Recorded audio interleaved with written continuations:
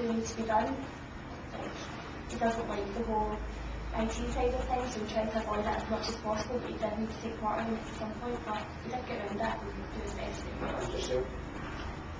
I give myself probably a 6 or a 7 because I did panic a bit, but managed to regain control, managed to get everyone working together and working to their strengths. Thought really well. Is the team either?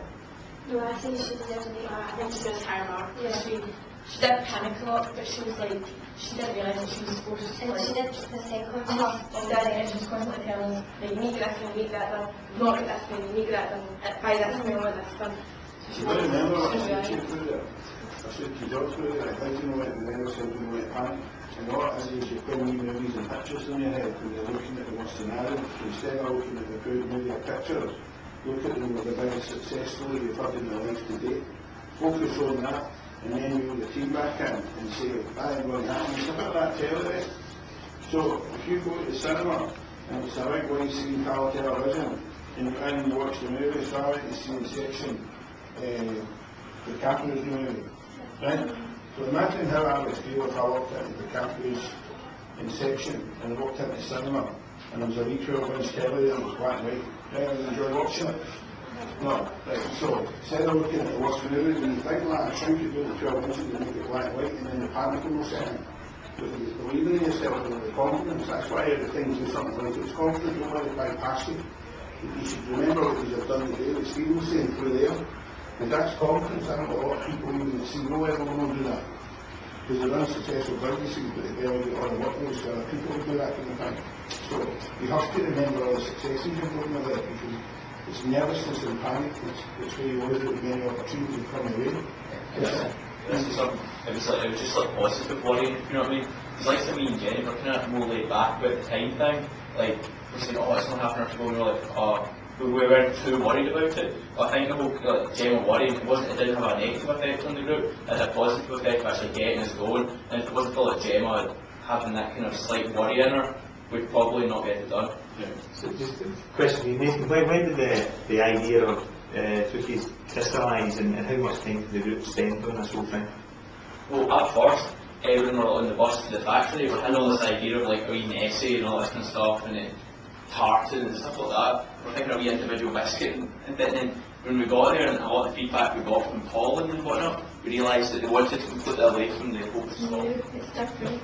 It's something that will definitely sell in the supermarket. We conducted market research in McDonald's itself while we were carrying out our work. Also carried it out between the college president and the peers advisor herself. Those being 2 different ages, showing that there can be 2 different possible markets for it.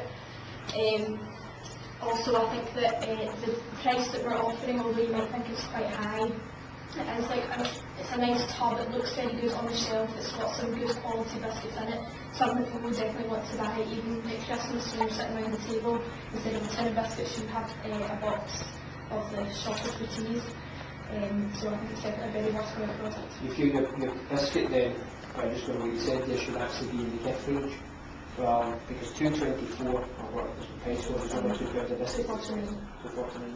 It's $4.12 biscuits though, so I think it could be flexible in what you do. We're also thinking of the market of like office workers going out for their lunch, wanting to bring something home to share, back to the office to share with everyone.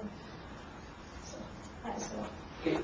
One for you over there, I will be good. Tell me something, if you've missed out on the day yesterday, you want to hear this in my way? Yeah, so how did you feel coming in here the day because you were doing and you've lost a day? I know you met the group last night. Panic then?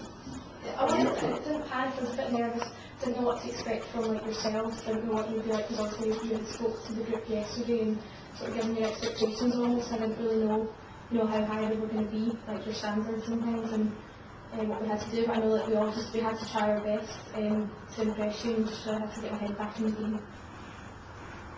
Yes, you done it well. Can you guys same question to Sergio in terms of your last your sales pitch? Okay, so Cookies is a really good way with the second kids, it's appealing to kids, the characters are appealing to kids, and it allows for expansion into the games, as we said. It also appeals to the parents for the healthy side, and the simple packaging, it's like appealing on all sorts. It also fits in with what orders, like the direction they wanted to move in, so it's obviously something they will be interested in. The packaging is fresh, it's going to appeal to kids, it's going to be handy for parents, and it's just practical for everyone. So it's a great product. I would just say something, it's like different shoe, because see how their name, they not run into, because you know Fruitini, right? That's the packets, like, you know, the fruit, and it's like, in the, like, Fruitini's already used, so they not run into like the trademark kind of issues, chocolate Fruitini, because Fruitini's, there's a packet line in a room, and it's like Fruitini, like fruit salads, and wee things of, it's like wee tubs of fruit and syrup, but they not run into like the Fruitini part of it. I don't know, I just thought that. We have actually checked on Google and Fruitini is just a word.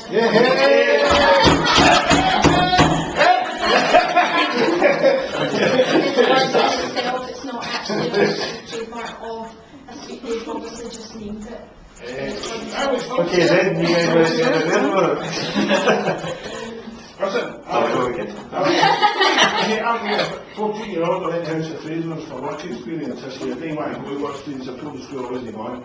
And then they picked out House of Fraser's and said, there you're going. And I went into this, it was a boardroom, and the general manager was there, and they asked me a question. And I knew the answer. They showed me the new advert for the House of Fraser's, and I watched it. And inside my heat, I was self-talking and saying, God, you don't know the name of the brand until you get to the end of the advert, because I never told you all the way through the advert. And he zoomed in on me for 5 minutes and said, tell me, I know you know the answer. And I sat there and I thought in front of 30 kids, I ain't saying nothing here. Dying, I'll be rang. And then he went away from me, went another kid, and another kid said, ah, you don't know who it is until you get to the end, but it comes up and says House of Fraser's. And I thought, I knew that. And he looked at me again and says, you knew that, didn't you? He goes, see, the rest of your life, make sure if you know something, that you make sure you say it. And it's the same with you, just because that happened there. You make sure, because you're sitting there in the pause for a second, I like to say something and I see it in your eyes, and it's make sure you always say it, what's on your mind. No matter whether you're right or wrong. Time's now come to a close. Did you want to ask any further questions? Are you happy? No further questions, no. Have no further questions? Because I'm going to 6 o'clock. Yeah, you're not getting any. Want to say anything before we go? Quite happy. Tiny wee thing, what's your impressions of the experience going through this last couple of days? Better than what I expected, I think. I think we've learned a lot, like, definitely about how to, like, the process of designing a product, and yesterday we went to the biscuit factory. It was, like, really interesting to, like, all the different team members that could be part of, like, just a factory. You're just making biscuits, there's so many different skills involved, and particularly for myself, like, just how to approach things. And you were telling me amazing earlier about the success, and just approach people's emotional sides, because feelings are such a big part of everything. So yeah, that was quite, like, it clicked with you when you said that. I had 2 emails in yesterday. One person I only seen 3.2 years set up a little business to them, and going to patronise the union, and they said, oh, we know you've got loads of up and coming events, and we'd love to come and see you for project management, marketing, administration. And I emailed her back and said, what events? And she was stuck, and she came back and goes, oh, I just want to come and chat about business. And it's the same with relationships. You don't, if you imagine this, say I've never seen any of you guys for 2 years, and you came chat my door and said, I need your help. And it's when you meet somebody who you've got a relationship with. I sent the guy at MIT, Steve Terry, Terry, guy at MIT Institute, the founder, I sat on and made a books proposal 3 weeks or 4 weeks after I met him, and sent it and said, I can't let you chance my luck, I'm stuck here. And I sent it to him, and he phoned in the Monday morning for Harvard University and said, is your fax machine gone? I said, aye. He said, it's your 58-page presentation, and I've marked on it what you need to change. Now, what's the worst they can say? It's not. And it's also, the message there is about your approach for the rest of life, the relationships you make. Who am I when you're going to get your jobs? Because you're going to think uniqueness against everybody else that's going for the job. Because unfortunately, when you go into uni and going to for interviews, there's another 1,000 kids behind you. You have to take a unique approach. Okay, guys, thanks so much. If you want to go back to, we'll be finished.